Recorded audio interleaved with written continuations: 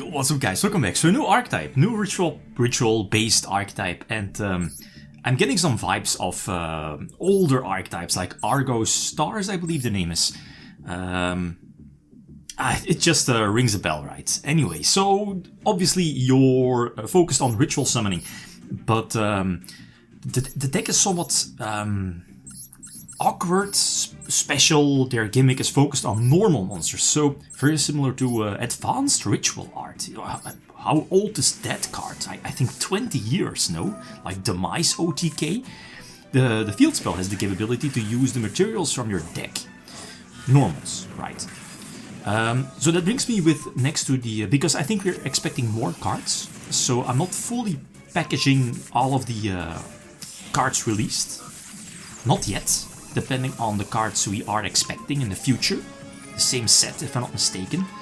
And I've seen zombie hybrids, and I was like... that doesn't seem that great. Because your archetype, the archetype is already focused on normals, so you are already forcing yourself to play normals. And the core engine of the deck, the core strategy of the deck, is that you can cheat out your fusions from the extra deck by one of the search spells, banishing it from the graveyard. And as soon as you do that, you are locked into zombie effects for the rest of the entire turn, which, okay, makes sense. So do your stuff first. But the gimmick is pumpkin, etc. But I'm not so sure about that, like the Call of the Haunted stuff. So I was looking for other engines, and Spellcasters obviously is an easy one. Because, let's say, because you are already main decking a lot of bricks, the normals, the traps, which, you know, you don't want to draw, you know what I mean. And there's, of course, more cards that are like bricks, semi-bricks, so I was looking for another engine that could turn those bricks into useful cards. So, you know, Diabol Star is definitely there for discard, etc., but the Spellcaster package is there. But not only that, because of the Dark Magician package, you are already main decking another normal. So for now, it's 3 normals in the main deck. I can't see myself running less, definitely not. More, maybe, because the other level 4 recycles, but I don't know about that for now. So, what I was about to say is the core engine of the deck, the focus of the deck is to get out this one, the 5k boss, the boss ritual, that if not all, when they are ritual summoned off of the field spell, you can directly equip one of your normals from the graveyard that you use, right, to one of them, and they'll gain those beneficial effects. Like the tower, yeah, I was about to say the towers, the 5k is basically, what is it, unaffected by your opponent's stuff as long as it's attached, equipped by a normal here in this case. It can Book of Moon stuff from your opponent, while the level 8 also gives the interruption, it bounces stuff from your opponent. Plus, Cataract, that's one of the traps, can banish itself from the graveyard if you have, like, what is it, normals on your side of the field, 3000 attack or more.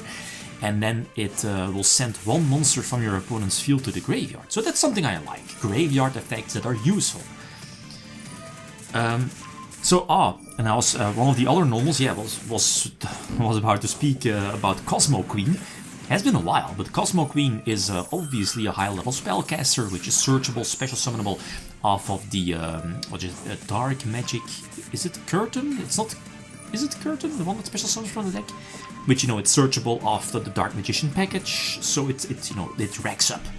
And you want to have as many normals as possible on the field or equipped, because then, you know, you will gain your beneficial effects. I try to use a ritual effect here, the ritual summon. It's a once per turn effect, but it counts per copy.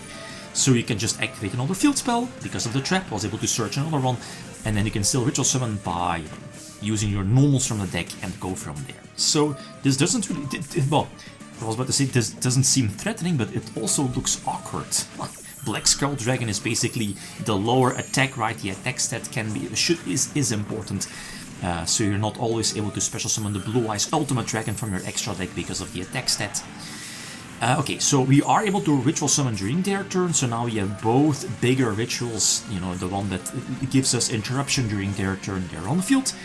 The 5k one, your towers one, Book of Moons, Plus, when you're using their effect, sending normals from your field to the graveyard, you can bounce or Book of Moon, whatever, but you can special summon one of the normals to the field, and then your field spell triggers to draw a card. So it's kind of nifty. Is it highly competitive? Probably not, but hold your horses on this one, because one of the better cards, if not the best card, is this one, Nefertari. The level 4 that, because of the quick effect, etc., tribute, it dodges a lot of hand traps, and that's pretty solid. The problem now for the deck is that the normal summon is super crucial, really crucial. So you can't mix too many engines, and that's why I'm not running the full Primite engine, Primate engine. But it's there because of the, whatchamacallit, it's not Drill Beam, the other one, the one that special summons from the deck, you know which one I mean. I mean, it's basically another interruption also during their turn. Last one going second. What is it? I'm running a bit over 40 cards. I think you can, because again, you are main decking normals, you are main decking some bricks cards that you don't want to draw into, so running a bit over 40 cards, I think it's just fine. Roar, that was the name. So we get Ashed again, which is fine. We can extend with a pile, engines, it's 2026.